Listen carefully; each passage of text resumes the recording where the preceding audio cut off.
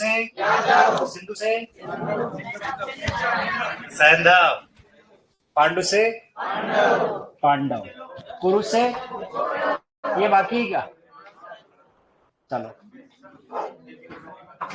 यश, नमस्कार मित्रों, चलो लिख लीजिए एक बार तो इसे।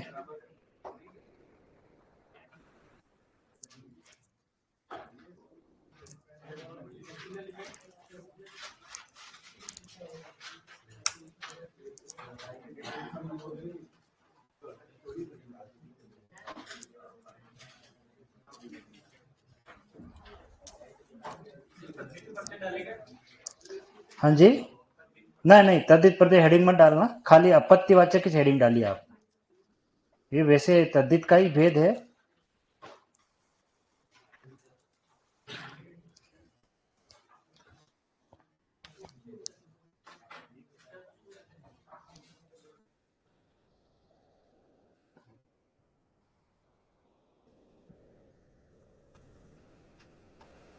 हाँ, इसमें तो कुछ लिखने जैसा है नहीं, खाली यही लिखना आपत्तिवाचक प्रत्यय हमारे कौन कौन से हैं, अ, ई, ए और य, और एक प्रत्यय की तरह ये चलने वाले हैं।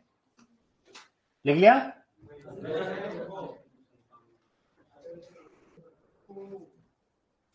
रुकिए, रुको और रुकियो में अंतर है। क्या कहना चाहिए? रुकिए। हाँ, नहीं नहीं, रुकिए ऐसा बोल दीजिए, वो ठीक है, वो समझ जाऊंगा। नहीं, सम्मान सूचक आदर सूचक में बहुवचन का प्रयोग होता है, इसलिए रुको नहीं, रुकिए। चलिए, सबसे पहले नंबर का हमारा, हाँ यही से स्टार्ट है ना, मैं यही लिख देता हूं, देखो। हाँ, ये लिख दो आपत्तिवाचक, हेडिंग यही डालना आपको, वो तो लिखना ही नहीं था। आपत्तिवाचक प्रत्यय, आपत्तिवाचक प्रत्यय, और कौन कौन से आएंगे इसमें? अ, ई, ए और य, इसमें पहले नंबर का ये, बस यही तो लिखना था। बाकी तो एक प्रत्यय में चलता सेम वही फॉर्मूला लागू होगा, उसे बार बार लिखने की आवश्यकता ही नहीं है, यह में भी वही लागू हो रहा है।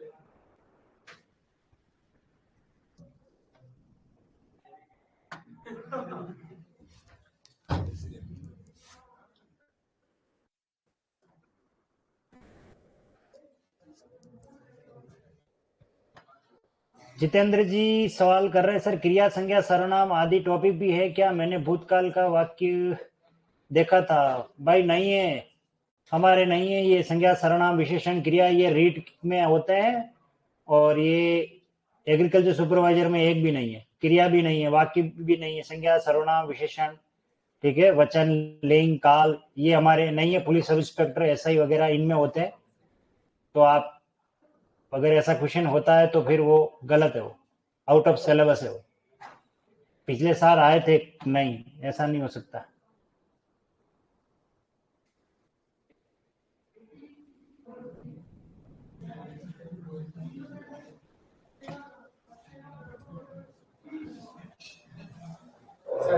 जी सर ये विष्णु का विष्णु शिव में से शिव तो मतलब शक्ति के उपासक होंगे जो उनको साथ। हाँ बिल्कुल हो जाएगा, शाबाश।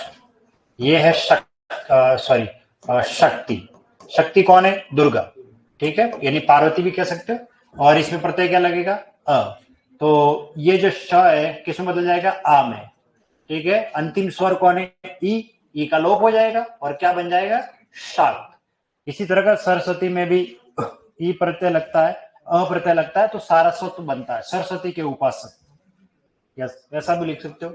ये सरस्वती, और प्रत्यय हम सभी सारस्वत हैं, प्रत्यय क्या लगेगा? अ, और ये बनेगा सारस्वत, सरस्वती के उपासक, इसे भी लिख लेना आप।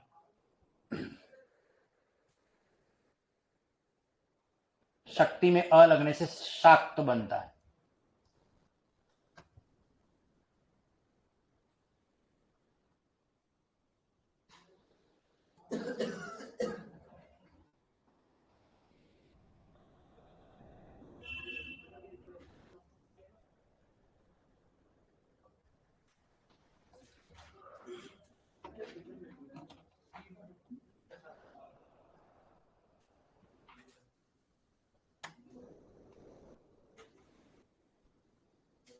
औचित्य में कौन सा प्रत्यय है? राहुल चौधरी जी, ये क्या लिखा हुआ है? औचित्य भी पूछ रहे क्या आप? भानु जी, आपके प्रश्न का सवाल बाद में हम करेंगे। ये 2021 के प्रश्न पत्र को, इसके लिए यूट्यूब पर मेरे वीडियो देख लेना आप, रॉयल वाले पे सारा पेपर सॉल्व करवा रखा है मैंने लास्ट ईयर। ठीक है, सब मिल जाएंगे आपको।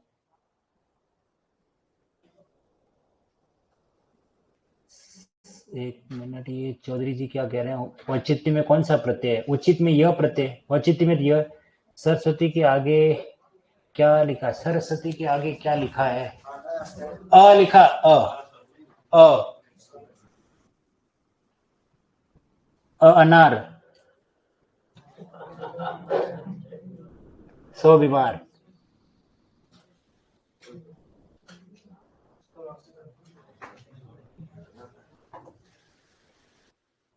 सारस्वत तो बनिए होते हैं ना, हम कैसे हुए भाई? क्या सरस्वती के उपासक सभी सारस्वत कहलाते हैं।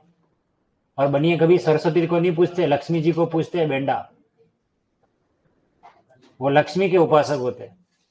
और जो विद्या के, हम सभी विद्या के हैं, हम विद्या के पुजारी हैं। हम सरस्वती की पूरा अर्चना करते हैं, लक्ष्मी की नहीं। लक्ष्मी तो स्वयं आती है हमारे पास। हाँ सही है, जो सरस्वती का उपासक है उसके पास लक्ष्मी स्वतः आती है। देख लेना उदाहरण कहीं से भी उठा करके, जो भी नौकरी शुदा है वो सब सरस्वती से गया हुआ, सरस्वती की उपासक है, और उसके पास लक्ष्मी आती है। ठीक है ना? और सरस्वती और लक्ष्मी कभी साथ में भी नहीं रहती, ये भी कटु सत्य। इसलिए नौकरी में पैसा आते ही चला जाता है। हाँ है? मैंने मंत्र जाप कर रखा है, लक्ष्मी को अपने वश में करना।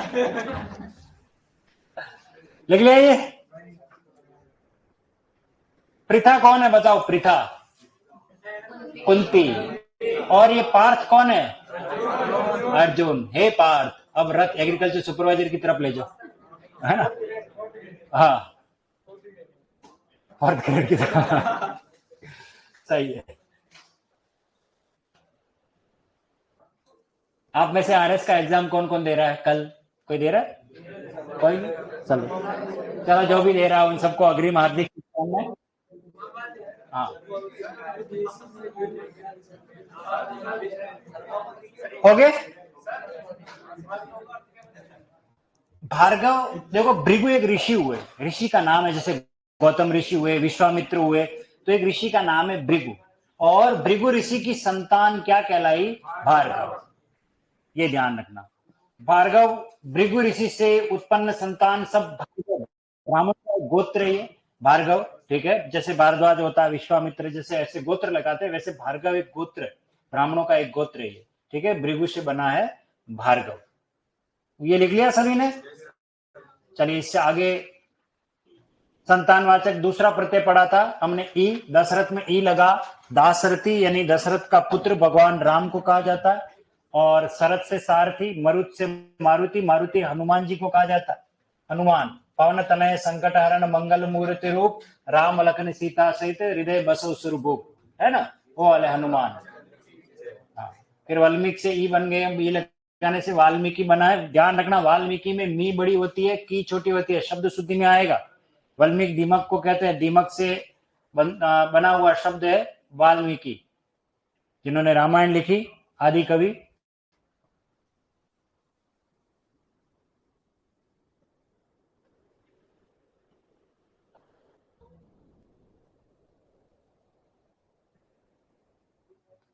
दो 2024 एग्रीकल्चर सुपरवाइजर में हिंदी में ये प्रश्न आया था कि निम्न में से भूतकाल का वाक्य कौन सा है? अरे भैया जितेंद्र जी, क्वेश्चन पुटअप कर दो आप तो सारे। कौन सा क्वेश्चन था भाई? ये भूतकाल के पीछे पड़ गए आप।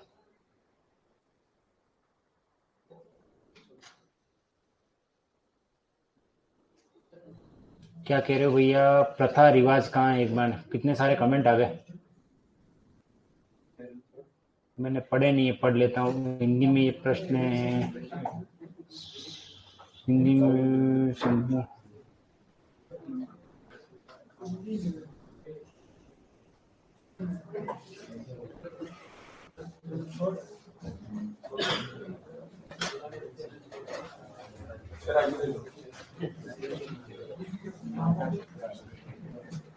हो गया?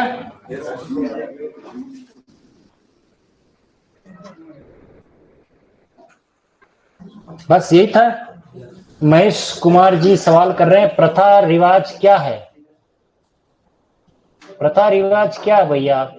प्रथा रिवाज मुझे यूं लगता है, अच्छा ये पूछना चाह रहे होंगे ये वाला, ये सवाल किया होगा इन्होंने, है ना? ये क्या है? हाँ, ये ऐसा कुछ पूछ रहे हैं, प्रथा रिवाज क्या। मैं थोड़ा इनको क्लियर कर लेता हूँ। इन्होंने सवाल किया है, ये यहाँ से पैदा हुआ है सवाल। तो ये क्योंकि मैं कुछ शब्द के साथ दूसरा ज्ञान भी बांट लेता हूं, तो ये प्रथा शब्द है। प्रथा एक शब्द है और अप्रत्यय लगने से क्या बना है? पार्थ बना। लेकिन हमारे हिंदी में एक टॉपिक आता है शब्द युग्म। कौन सा टॉपिक आता है? शब्द युग्म, यानी शब्दों का जोड़ा। जैसे अनल और अनिल में क्या अंतर होता है, वैसे ही आपसे ये पूछा जा सकता है कभी कि प्रथा और प्रथा में क्या अंतर है। इसलिए मैंने ये पढ़ाते समय मैंने उसका अर्थ लिखा है। तो ऑफलाइन वालों को समझ में आ गया, लेकिन ऑनलाइन वालों में से किसी एक बच्चे को समझ में नहीं आया। तो प्रथा, प्रथा कौन है? हम कुंती, ठीक है। और प्रथा यानी क्या होता है? रिवाज, रीति रिवाज। हमारे यहाँ घूंघट निकालने की प्रथा वगैरह, ये तो वो सब रीति रिवाज को प्रथा कहा जाता है। बस यही है, बाकी इसमें ज्यादा उलझना नहीं है। शब्द युग्म है, वो मैंने पढ़ाया था। इसके बाद हमने क्या बात कही थी? संतानवाचक प्रत्यय। यही चल रहा था, यही बात हमने खत्म कर दी थी। चलिए, अब आप कॉपी बंद कर लीजिए, अब आपको लिखना नहीं है, अब कहानियां सुनेंगे हम, ठीक है। चलो यहीं से इसको नए सिरे से ले लेते हैं। कौन सा प्रत्यय हमारा? बड़ी ई, ठीक है। बड़ी ई वाला प्रत्यय सबसे पहले नंबर पे आता है शब्द पर्वत। पर्वत में ई प्रत्यय लगने से बनता है पार्वती। पार्वती, ध्यान रखना, पर्वत की पुत्री पार्वती। पार्वती हिमालय राज्य की कन्या को कहा जाता है, ठीक है। वो पर्वत से जन्म लेती है, इसलिए उसको पर्वत से ई लगने से क्या बन गया है? पार्वती शब्द बन गया है, ठीक है। ध्यान रखना, मोस्ट इंपोर्टेंट है। अगला शब्द बहुत इंपॉर्टेंट है, यहां से आपको बहुत सारी जानकारी मिलने वाली है। यह है जहनु, और प्रत्यय क्या लगेगा? ई, और ये बनेगा जहानवी। क्या बनेगा? जहानवी। ये ह आता है और न पूरा, और ये आपको ऐसा भी लिखा हुआ मिल सकता है इस तरीके से, ठीक है। ये भी सही है, लेकिन अगर कहीं ऐसा लिखा हुआ मिल गया तो बिल्कुल ही ये गलत है, अशुद्ध है, ये मान्य नहीं है। जहानवी, जहानवी गंगा को कहा जाता है, ठीक है। और गंगा के पिता का नाम था जहनु। क्या नाम था? जहनु। जहनु तनया, कभी आपने पढ़ा हो इस तरीके का शब्द कभी? जहनु, ये पर्यायवाची कोश में मिलेगा। जहनु तनया, तनया कहते हैं पुत्री को, जहनु कहते हैं अर्थात जाह्नवी के पिताश्री। कौन? जहनु। तो जहनु की पुत्री कौन है? गंगा। ये गंगा का पर्यायवाची। किसका पर्यायवाची है? गंगा। विश्व की एकमात्र ऐसी नदी है जो तीनों लोकों में बहती है। गंगा एक ऐसी नदी है जो तीनों लोकों में बहती है, अर्थात देवलोक में भी बहती है, पृथ्वीलोक में भी बहती है, और पाताल लोक में भी बहती है। इसलिए इसको त्रिपथगामिनी कहा जाता है। त्रिपथगा, गंगा के पर्यायवाची कोश में आप देखोगे तो त्रि का अर्थ होता है तीन, पथ का अर्थ होता है रास्ते, मार्ग, गा का मतलब गमन करने वाले। एकमात्र नदी है जिसके पर्यायवाची में ये शब्द आता है त्रिपथगा। तीन पथ में घूमने वाली, तीन जगह पर ये घूमती है, देवलोक, पृथ्वीलोक। सबसे पहले ये कहां पर बहती थी? देवलोक। देवलोक से धरती पर जो लाने का काम किया वो भगीरथ ने किया। किसने किया? भगीरथ। भागीरथ शब्द नहीं है, मैं पहले बता देता हूं आपको। भगीरथ मूल शब्द, और भगीरथ में ई लगने से क्या बन गया? भागीरथी। ये शब्द बना भागीरथी। गंगा को ही कहते हैं भागीरथी। भगीरथ ने, महाराज सगर के 100 पुत्र थे, किसी शापवश वो मर गए। उनको जीवित करने के लिए गंगा का जल उनको पिलाना जरूरी था, तो ही वो जीवित हो पाएंगे। इसके लिए सगर ने निवेदन किया भगीरथ से कि आप गंगा को धरती पर लाओ। तो गंगा को धरती पर लाने के लिए भगीरथ ने मां गंगा की प्रार्थना, अनुराधना, जो भी उन्होंने तपस्या की। गंगा प्रसन्न भी हो गई। गंगा प्रसन्न होने के बाद भगीरथ से ये सवाल करती है कि मैं देवलोक में बहती हूं, धरती लोक में मैं नहीं आ सकती, क्योंकि पृथ्वी में इतना सामर्थ्य नहीं है मेरे वेग को सहन कर सके। इसलिए मेरे वेग को सहन करने का सामर्थ्य इस सृष्टि में सिर्फ एक ही है, वो है भगवान शिव भोलेनाथ। आप उनको जाके प्रसन्न कर दो तो मैं धरती पे आ जाऊंगी।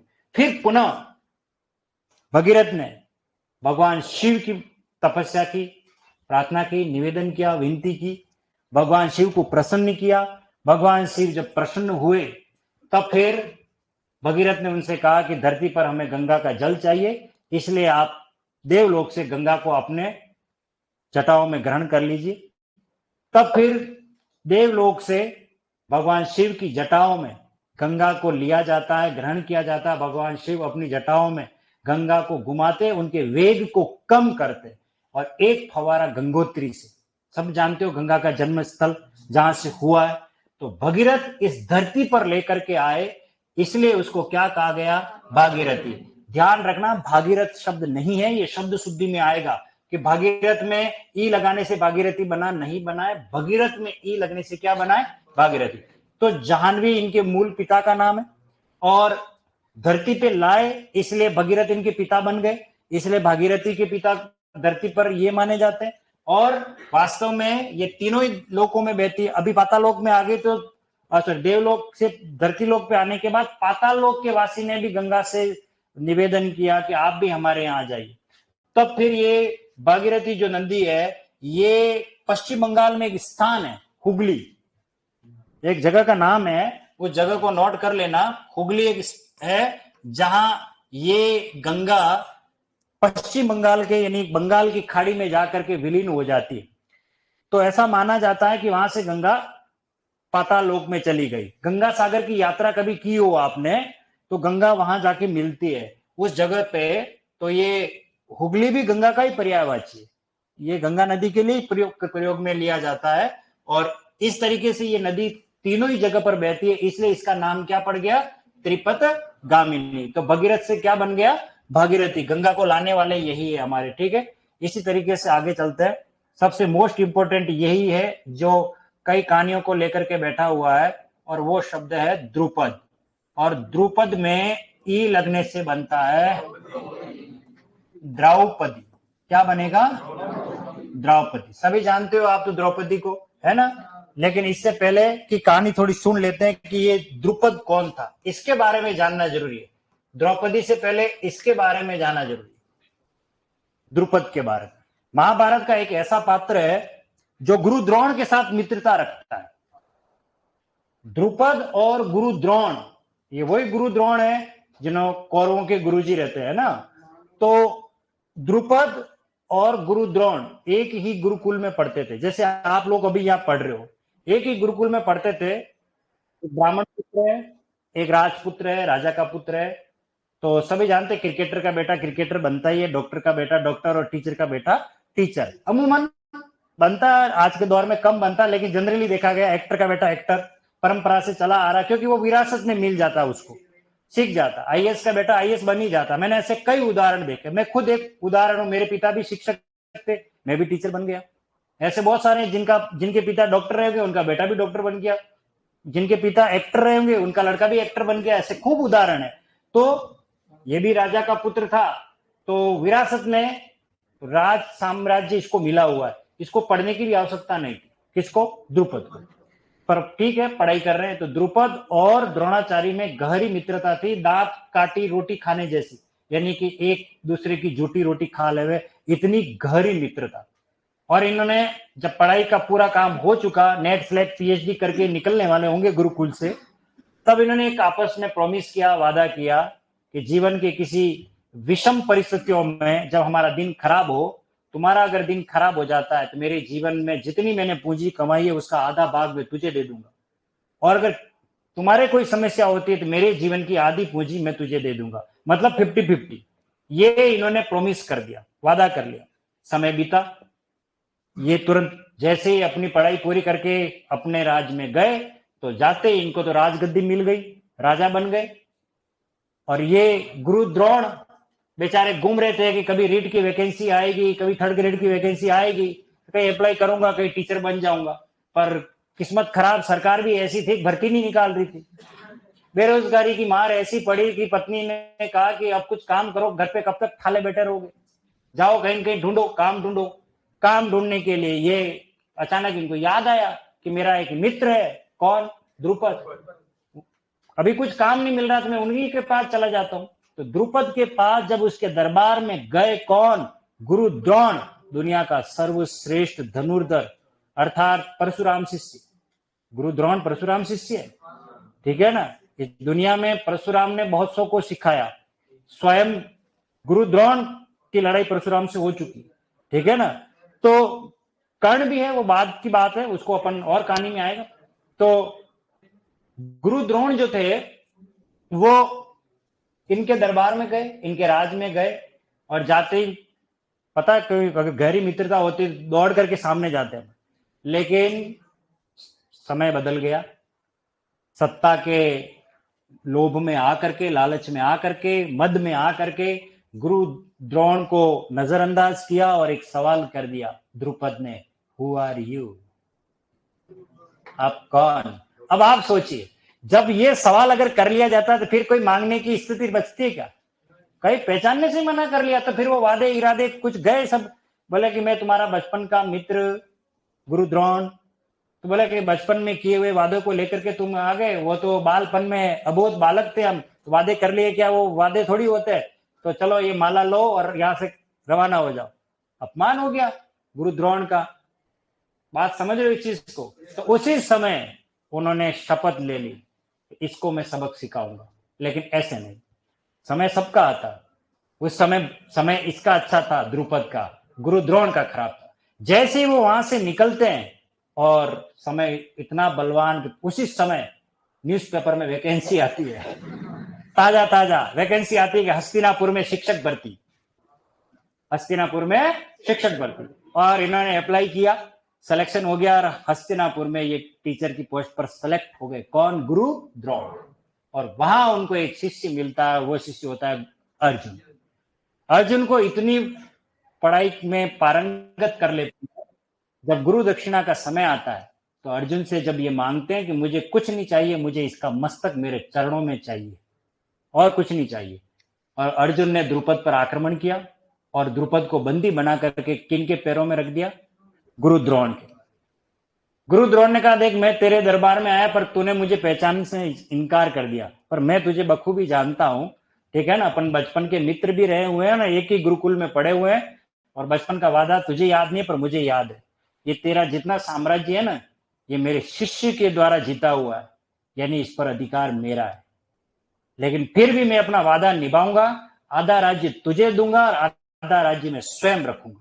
तो द्रुपद का ही राज्य लूटा हुआ सारा, आधा उसको दे दिया जाता है, आधा कौन रखता है, गुरु द्रोण।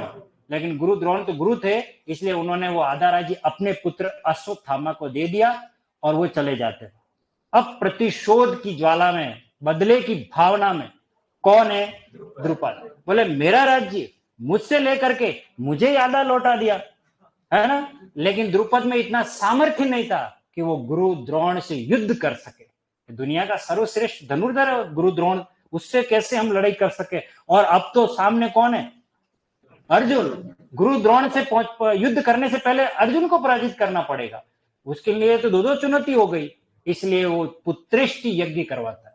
ये द्रुपद जो है ना, पुत्रेष्टि, पहले जन्म में पुत्रेष्टि यज्ञ होते थे, पुत्र की कामना में यज्ञ किए जाते थे, और उसमें उस यज्ञ कुंड से जो पुत्र जन्म लेता था वो दिव्य होता, अर्थात उसे बहुत सारी अपार शक्ति प्राप्त होती थी, ऐसा पुत्र था।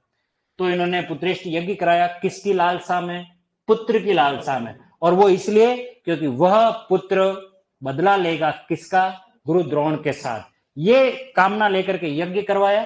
लेकिन देखिए यज्ञ में पुत्र की प्राप्ति नहीं होती है, और उस यज्ञ कुंड से कौन जन्म लेती है। अब आप सोचिए, जिस मनोरथ से, जिस आकांक्षा से, जिस इच्छा से काम करते और वो फल न मिले तो मन हताश होता है, मन में हमारे अंदर एक अलग ही प्रकार की वेदना जागती है, अभिशाप सा लगता है कि ये क्या हो गया। वैसे ही जैसे पुत्री का जन्म लेता है तो द्रुपद की जो हाय थी वो पुत्री को लगती, और वो पुत्री यज्ञ कुंड से जन्म होती है, जन्म लेती है, इसलिए वो पुत्री क्या कहलाई? द्रौपदी। वो द्रुपद की पुत्री नहीं थी, वो यज्ञ कुंड से, यज्ञ की वेदी से जन्म लेने वाली पुत्री थी, लेकिन उसकी परवरिश बाद में होती है। वो क्यों होती है वो भी मैं आपको समझाऊंगा। तो द्रुपद ने उस पुत्री को अभिशाप दे दिया। फिर बाद में पता लगा, जब भविष्यवाणी हुई, रे मूर्ख, जिसने तुझे बचाया है उसी को ही तूने अभिशाप दे दिया। तो बोले कि ऐसा क्या था? तो द्रुपद को पहले एक ऋषि ने क्या शाप दे रखा था, अगर तेरी पहली संतान पुत्र हुई तो तू उसी समय मर जाएगा। ये चीज वो भूल चुका था। अगर यज्ञ कुंड से यज्ञ देवता अगर पुत्र को जन्म दे देते तो ये प्रतिशोध देखने लायक भी नहीं रहता। इसलिए उसके लिए उस विधाता के लेख को मिटाने के लिए किसका जन्म लिया? पुत्री का। उस पुत्री ने तो इसकी रक्षा की। जब उसे ये बात पता लगती है तो कहते हैं ना, धनुष से छूटा हुआ तीर और मुख से निकला हुआ शब्द बाण वो कभी वापस लौट के नहीं आता। वो हो गया, अब इसको अभिशाप तो लग चुका था, लेकिन अब क्या किया जाए कि वो जो हमने पाप किया वो पाप हमारा धुल जाए। इसलिए उस पुत्री को बहुत अच्छी पढ़ाई करवाता है, अपनी बेटी मान करके उसकी परवरिश करता है, राजकन्या के रूप में उसको रखता है। उसको द्रौपदी अपनी पुत्री मान करके उसको बड़ा करता है। यज्ञ कुंड से जन्म लेने वाली दिव्य आत्मा थी ये तो, ठीक है ना। तो द्रौपदी, इन्होंने इसकी जांच की। इसलिए तब से ये किंवदंती बन गई कि जिस जिस घर में जिस पिता के पुत्री का जन्म होता है वह पिता जो है कभी अभिशापित नहीं होता बल्कि भाग्यवान होता है। इसलिए जो किंवदंतियां बनी हुई है कि नहीं उसके घर लड़की पैदा हो गई, इसलिए ये ऐसी धारणा है लोगों की। हमारे राजस्थान में खूब रहा है। पहले कोई एक सीरियल आता था, शायद मुझे याद है, छोटी सी उम्र परणाई, ऐसा कुछ, बालिका वधू, आनंदी वाला, है ना? हाँ, ऐसा कुछ था। तो हाँ, ऐसा, हाँ। तो अपने राजस्थान में विशेष है। राजस्थान में भ्रूण हत्या वगैरह लड़कियों को लेकर के लोग ये समझते हैं कि नहीं इस तरीके का, लेकिन आज की स्थिति में ये बदल चुके हैं, लोग समझ चुके हैं। लड़कियां और लड़के, मैं जहां पे भी देखता हूँ, जिस विद्यालय में जाता हूँ, मुझे सबसे ज्यादा लड़कों से ज्यादा लड़कियां नंबर लाती हुई नजर आती, लड़के पीछे रह रहे। इसका मतलब लड़कियां टक्कर दे रही है लड़कों को। कंपटीशन में भी देखो तो जहां देखो वहां लड़कियां हैं। हमारे शिक्षा विभाग में ही टीचर कम, मैडमें ज्यादा हो गई है। सही कह रहा हूं? हाँ, तो आरक्षण, अरे देखिए अच्छी बात है ना, नौकरियां कर रही है। आने वाले समय में बेलंग में चकले हमको लेकर के घर में बैठना है ना? हाँ हाँ। तो अब उसके बाद बता रहा हूं कि ये पुत्र, हमको पुत्र की टेंशन है, वो पुत्र मैं लेकर के आ रहा हूं ना। तो उसको, ये जो पुत्री है इसको इन्होंने बहुत अच्छे से पाला। अब क्या हुआ, क्योंकि अब तो पुत्र तो चाहिए उनको, तो फिर यज्ञ कुंड से पुत्र की प्राप्ति होती है और उस पुत्र का नाम होता है दृष्टिद्युम्न। क्या नाम होता है? और गुरु द्रोण की मृत्यु का कारण भी वही बनता बाद में महाभारत में, आप कभी देखना।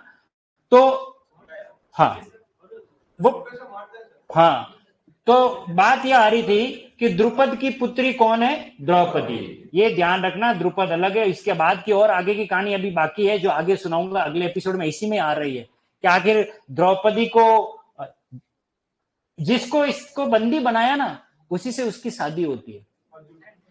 किससे होती है? आप सोचिए, जिस दामाद ने जिस ससुर को बंदी बनाया उसी से वो शादी करवा रहा है। क्यों?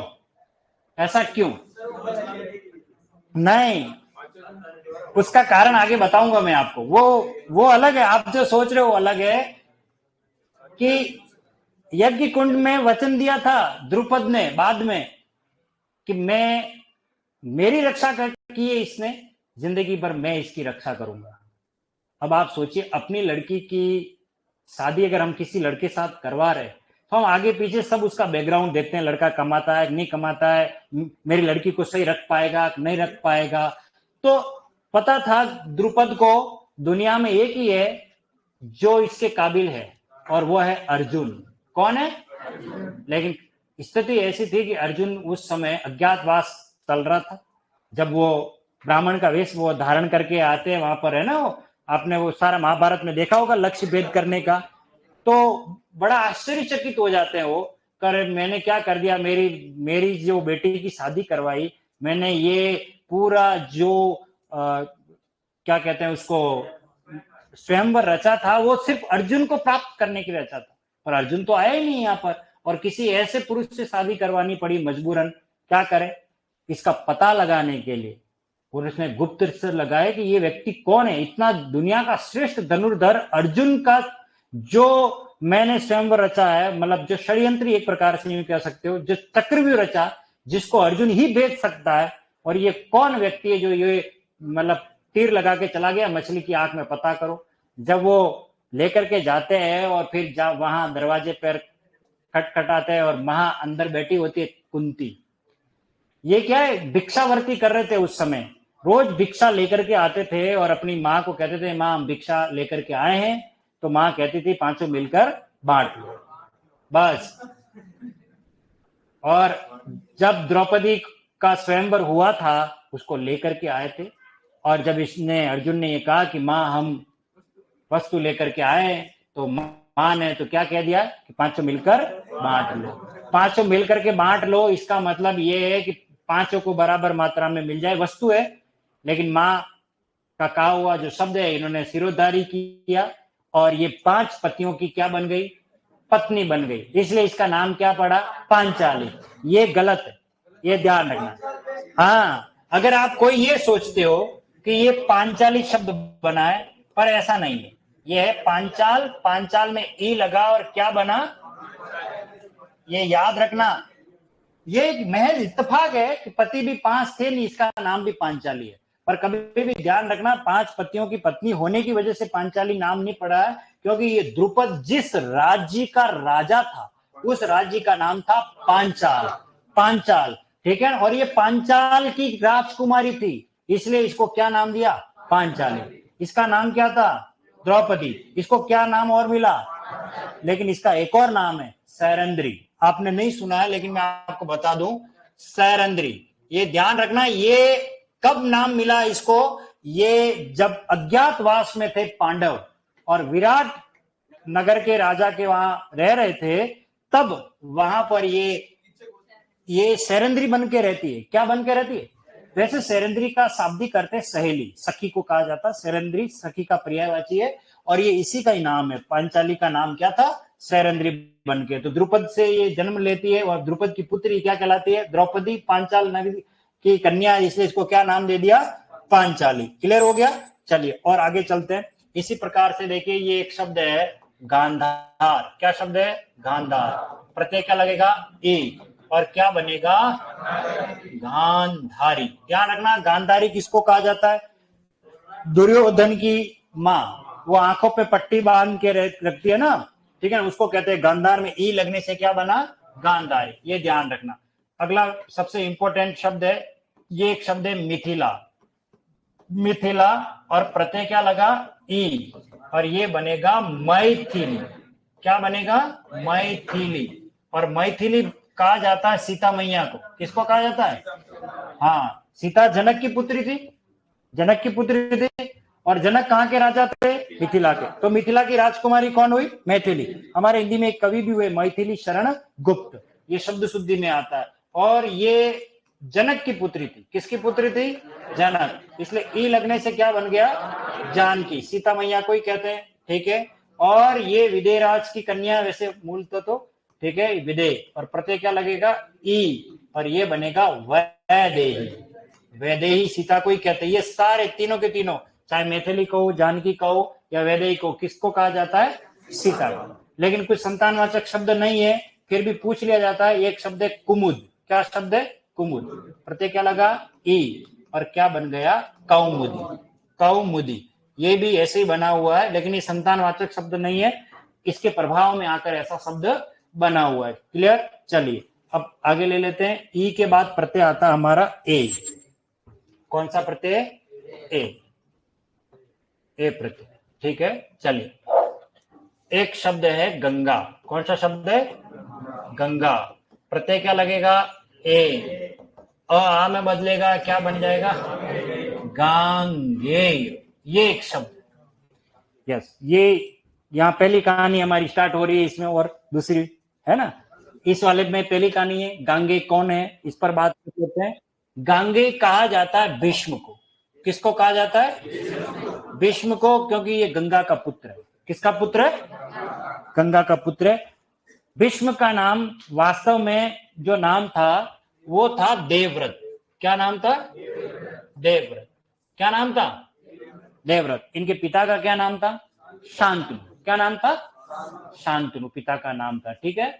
और शांतनु किन किनके पति माने जाते हैं? गंगा के। देखिए कहानी स्टार्ट होती है उस समय से जब शांतनु राजा थे और गंगा से जब वो प्रेम करते हैं तो विवाह का प्रस्ताव रखते हैं। तो गंगा एक ही शर्त रखती है कि आप मुझे जिंदगी में कभी कोई सवाल नहीं करोगे, क्योंकि मैं कोई आरपीएससी का इंटरव्यू नहीं दे रही है ना। तो ने कहा ठीक है, भावावेश में आकर के कह दिया कि मैं कभी सवाल नहीं करूंगा। ठीक है, कोई बात नहीं, सवाल नहीं करेंगे। गंगा आती है, शादी हो जाती है और गंगा अपने पुत्र को नदी में बहा देती है। पहले पुत्र को नदी में बहा देती है। अपने कलेजे के टुकड़े को नदी में बहाता देख पिता व्याकुल है, पर सवाल नहीं कर पा रहा है कि मेरे इस पुत्र को नदी में क्यों बहा दिया जा रहा है। क्योंकि गंगा ने यही कहा, जिस दिन सवाल करोगे उस दिन मैं चली जाऊंगी तुम्हें छोड़ करके। हाँ देखिए, पहले जमाने में कितना खतरनाक मामला हुआ करते। फिर मुझे याद आता है, मैं जिस एरिया से आता हूँ, जिस क्षेत्र से आता हूँ, वहां एक महल बना हुआ है, रूठी रानी महल। ठीक है ना, रूठी रानी महल। मैं ताज्जुब करता हूँ कि खाली रानी रूठ गई तो राजा ने महल बना लिया। अपने यहाँ तो छींक आती है तो गए बाहर निकल जा, थोड़ी देर कोरोना हो जाएगा, नहीं तो ये कंडीशन है। पहले जमाने में रानी रूठ जाती थी तब भी उसको प्रसन्न करने के लिए वो महल बनाते थे। तो कितना मतलब सेक्रीफाइस करना पड़ता होगा बापड़े राजा को है ना। आज के बाद फोन नहीं जाए तो कोई बात नहीं, दूसरी तैयार है ना। तो हाँ, तो गंगा पुत्र को बहा देती है।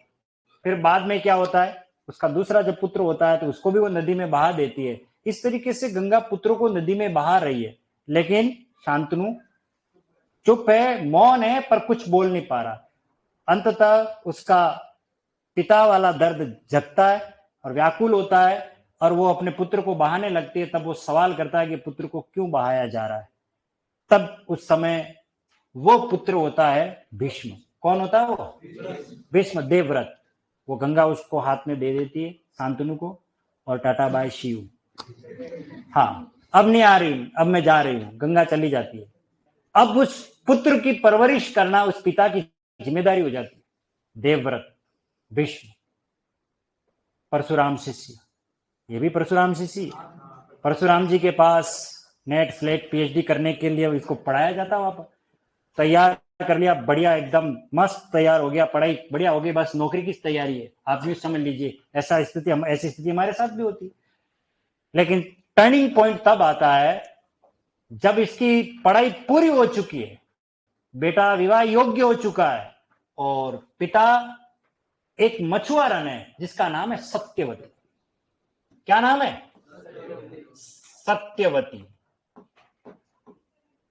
सत्यवती, इससे प्रेम करने लग जाते हैं। अब आप सोचिए, एक जवान बेटा घर में है और पिता किसी अन्य से अगर प्रेम करने जाए तो आप सोचिए लोक मर्यादा के विरुद्ध है ये, है ना। बेटे की शादी करनी है, किसकी शादी करनी है? अरे बेटे की लुगाई लानी है, बेटे बाप लुगाई की सोच रहा है। तो आप सोचिए क्या ये बात शांतनु अपने बेटे से कह सकने की सामर्थ्य रखता है? नहीं रखता। कोई भी पिता अपने बेटे से ये बात नहीं कह सकता कि बेटा मैं एक औरत को देखता हूं, उसको पसंद करता हूं, मैं उसको लेकर के आ रहा हूं। कभी नहीं कह सकता, कभी नहीं। लेकिन अब सोचिए, अंदर ही अंदर कुंठित, व्याकुल, पीड़ित सा हो गया, क्योंकि अब ये ऐसी बात कहने जैसी भी नहीं है, लोक मर्यादा के विरुद्ध है। तो देवव्रत ने कहा, पिताजी बताइए क्या समस्या, कौन सा ऐसा राज्य है जिसको मैं जीत नहीं सकता हूं? आप मुझे बताइए कौन सा राज्य का ऐसा है जो आप पर आक्रमण करने वाला? आप किससे इतने डरे हुए, भयभीत हो? दिन ब दिन आपके चेहरे की सुंदरता, आपका लावण्य धूमिल सा होता जा रहा है। चेहरे पर इतनी चिंता की रेखाएं मैंने जीवन में कभी नहीं देखी। इतना काबिल पुत्र होते हुए भी आपको भय और डर किस बात का? पिताजी बताते नहीं। फिर सीआईडी ज्वाइन करते हैं हमारे देवव्रत साहब। और तुरंत पता लगाते हैं कहानी तो यहाँ इर्द गिर्द है सत्यवती। अब टर्निंग पॉइंट देखना, देवव्रत सत्यवती के पास जाते हैं और बोलते हैं कि क्या समस्या है? बोले समस्या तुम हो। क्या कहा? कि समस्या तुम हो। बोले कि क्या? कि तुम्हारे पिताजी मुझसे प्रेम करते हैं और मुझसे विवाह करना चाहते हैं, पर मेरी शर्त यह है कि मेरी संतान ही राजा बनेगी, तुम नहीं। तो बोले इसमें क्या है, तुम्हारी संतान राजा बनेगी, मेरे पिता से विवाह कर लीजिए। आप देखिए कोई बेटा इतना सेक्रीफाइस कर रहा है, कोई बेटा इतने मतलब इतनी सारी बात समझ रहा है, वो कह रहा है कि तुम मेरे पिताजी से विवाह कर लीजिए। बोले कि तुम शादी कर लोगे, तुम तो चलो मान लेंगे, लेकिन तुम्हारी संतान वो तो राजा बन जाएगी फिर तो टेक्निकली, क्योंकि तुम तो बड़े पुत्र माने जाओगे। तब फिर वो हाथ में जल लेके तपस्या कर, वो कहते हैं वचन लेते हैं, प्रतिज्ञा करते हैं कि मैं जिंदगी भर ब्रह्मचारी का पालन करूंगा, आजीवन कभी विवाही नहीं करूंगा, और तुम्हारी संतान को राजा बनाने में पूरी जिंदगी खपा दूंगा। अब तो शादी करोगे। आप सोचिए, इतनी भीषण प्रतिज्ञा की, इस वजह से इसका नाम क्या पड़ गया? भीष्म पितामह। एक्चुअल में सही नाम था देवव्रत, और भीषण प्रतिज्ञा करने की वजह से नाम क्या पड़ा? भीष्म पड़ा। बाकी लोग जानते नहीं भीष्म कौन था। अब बात यहां तक तो समझ में आगे होगी। अब ये गंगा का पुत्र था, इसलिए इसको क्या कहा गया? गांगे कहा गया। गांगे भीष्म पूरा नाम कभी महाभारत में सुनने में मिलेगा आपको, गांगे भीष्म गंगा पुत्र। कभी कभी ये भी डायलॉग सुनने मिलता, गंगा पुत्र। ये वही गंगा पुत्र है जिनको भीष्म कहा जाता है, देवव्रत। और इनके पिता का क्या नाम था? शांतनु। ठीक है, शांतनु किस पर अनुरक्त थे? सत्यवती पर। इससे पहले उससे विवाह किससे हुआ था? गंगा। गंगा चली गई थी। ये पूरी महाभारत की कहानी है। अब कहानी थोड़ी अलग होती है, और ये शब्द है कुंती। प्रत्यय क्या लगेगा? एल, और ये बनेगा कौन्ते। क्या बनेगा? कौन्ते।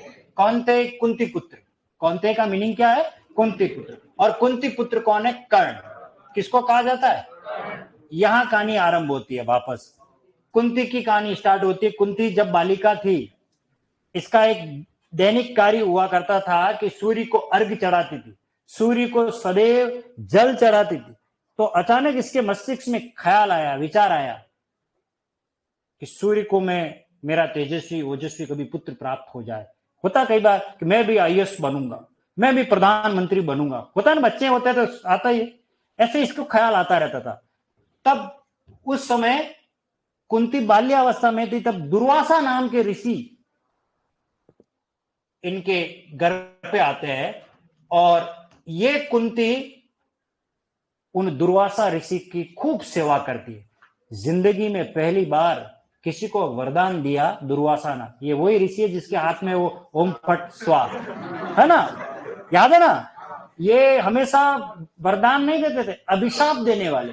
लेकिन कुंती की सेवा से इतने प्रसन्न हुए, और ये कहा तुम जो सोचोगी वो तुम्हें प्राप्त हो जाएगा, ऐसा मतलब वरदान दे दिया। और कुंती भूल चुकी थी इस बात को, ठीक है ना? और एक दिन ऐसे ही सूर्य का अर्घ लगा रही थी वहां पर, और फिर तुरंत उसके दिमाग में सवाल आया, दिमाग में कोई, मुझे सूर्य जैसा ओजस्वी पराक्रमी तेजस्वी पुत्र प्राप्त हो। एकता कपूर की स्टाइल में तुरंत पुत्र प्राप्त हो गया, क्योंकि हाँ, एकता कपूर तो फिल्म में वो तुरंत जो सोचो हो जाता है। तो दुर्वासा ऋषि के वरदान वश इसको पुत्र प्राप्त हुआ। अब आप सोचिए, विवाह के विरुद्ध, लोक मर्यादा के विरोध में जाकर के एक पुत्र की प्राप्ति हुई है, इसलिए उस पुत्र को ये नदी में बहा देती। कौन बहा देती है? कुंती बहा देती है, क्योंकि वह पुत्र लोक मर्यादा के विरुद्ध था। अब ये सूर्य का पुत्र था, तो सूर्य को तो रक्षा करनी थी, इसलिए ये कवच और कुंडल लेकर के पैदा होता, वो जो पुत्र होता है उनका, कुंती का, वो नदी में बहा दिया गया। देखिए कहते हैं ना, अगर चोंच दिए तो चुग्गा भी भगवान ही देता है। तो वो बहता हुआ जाता है और ऐसी दंपति के पास जाता है जिसके पहले से कोई संतान नहीं, और वो व्यक्ति होता है अधिरथ। कौन होता है? अधिरथ। उस संदूक को खोलता है, नदी में बहती हुई जो संदूक आता है उसमें वो पुत्र नजर आता है, उसको अपने घर पे लेकर के आता है। अपनी पत्नी का नाम होता है राधा, उसकी पत्नी का क्या नाम होता है? राधा। और वो राधा के पास लाता है, राधा को देता है, और अब से वो पुत्र उसका हो जाता है, इसलिए उसको क्या कहा गया? राधे। ध्यान रखना, राधे कृष्ण कभी ऐसा मिले तो उसमें इस राधे का मीनिंग राधा नहीं है, इसका मीनिंग है कर्ण। राधे का पुत्र है वो, राधा ने उसकी परवरिश की। लड़का बड़ा हो गया 5-6 साल का, अब वो कहता बेटा मुझे मम्मी से कि मुझे पढ़ने जाना पढ़ने जाना पढ़ने जाना। लेकिन ये जिसके पास गया वो सारथी पुत्र माना जाता है। सारथी पुत्रों को पढ़ने का अधिकार नहीं था, वो तो सारथी का ही काम करते थे। उस समय सुतपुत्र था, ठीक है। सारथी, इसके पिता कौन? अधिरथ, सारथी का काम करते थे, इसलिए उनकी परवरिश की। तो चलो ठीक है, बेटे का मन रखने के लिए जाते हैं गुरु द्रोण के पास एडमिशन लेने के लिए, क्योंकि गुरु द्रोण तो उस समय गुरुकुल चलाते थे। गुरु द्रोण के पास जाते हैं। गुरु द्रोण ने कहा भाई टेक्निकली कोई लड़का अगर छठी में जाता है तो 5वीं की टीसी चाहिए कि नहीं चाहिए? तो बताइए इसकी प्रारंभिक शिक्षा कहाँ हुई, उसकी टीसी ला के दो। थी नहीं बेचारों के पास, कुछ नहीं, डायरेक्ट पढ़ना चाह रहे थे। लेकिन वो गुरु द्रोण भी क्या करते, वो भी पढ़ाना चाहते पर वो बंधे हुए थे, क्योंकि वो जिस काम में लगे हुए हैं, जिस राज्य में लगे हुए हैं, उनकी सेवा में लगे हुए हैं, वो उनके द्वारा नियुक्त है, उनके प्रोटोकॉल में, इसलिए वो उनके विरुद्ध भी नहीं जा सकते। उन्होंने मना कर दिया, मैं इस बालक को नहीं पढ़ा सकता। कहानी यही खत्म नहीं होती, कहानी का टर्निंग पॉइंट आता है, ऐसी जगह पर आता है। बोले कि तुम नहीं सिखाओगे तो तुम्हारे पप्पा से सीख के आऊंगा, पर सीखूंगा जरूर। अब इनके पप्पा कौन? परशुराम। गुरु द्रोण, ये बालक जाता है कहां पर जाता है?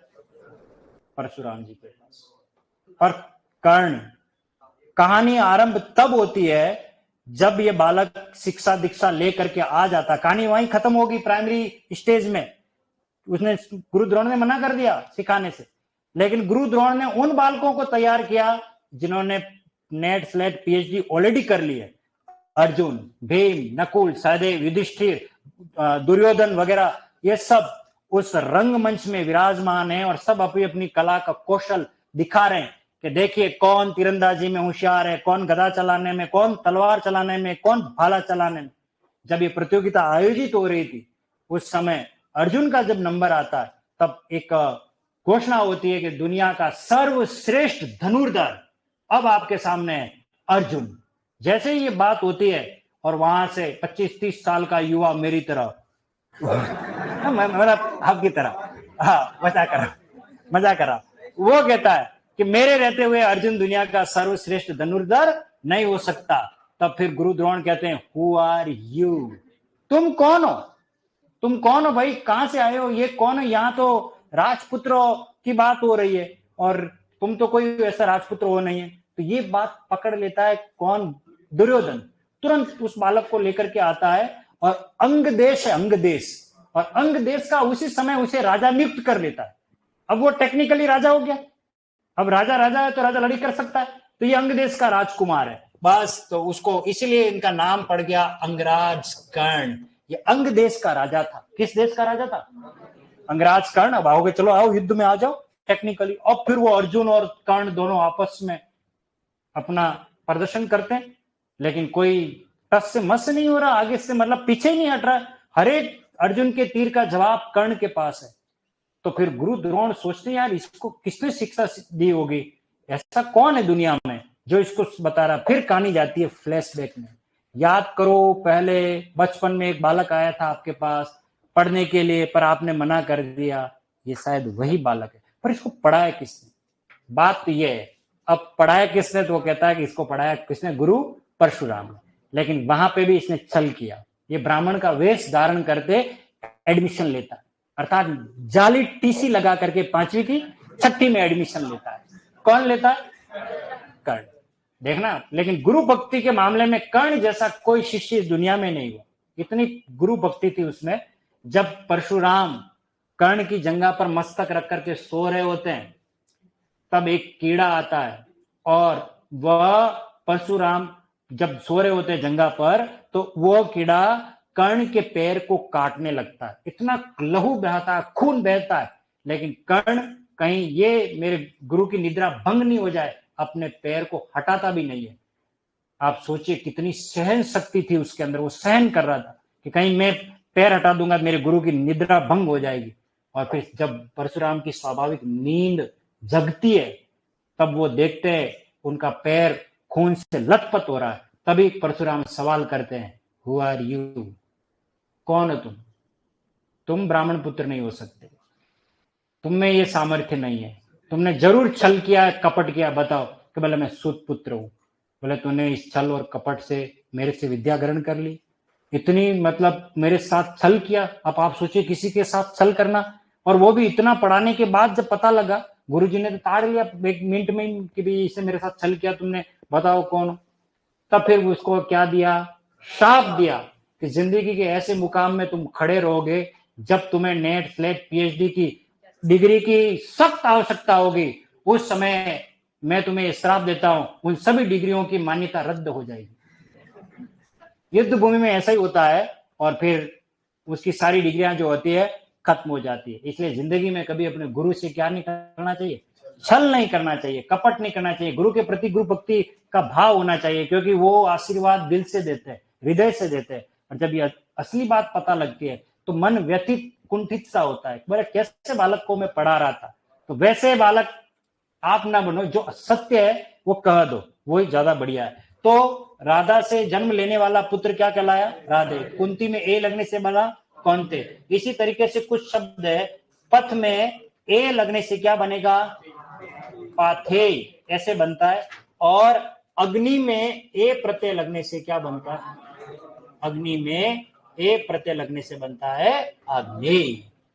ये कुछ शब्द हैं संतानवाचक। ठीक है, क्या समय हो गया क्या, नहीं अभी 2 मिनट और है, चलो अभी पढ़ लेते, लास्ट बचा है एक और, ज्यादा नहीं है, फिर लिखने का काम तो कल कर लेना। ठीक है, ये तो पुरानी स्लाइड है इसलिए, और एक ही बचा है य।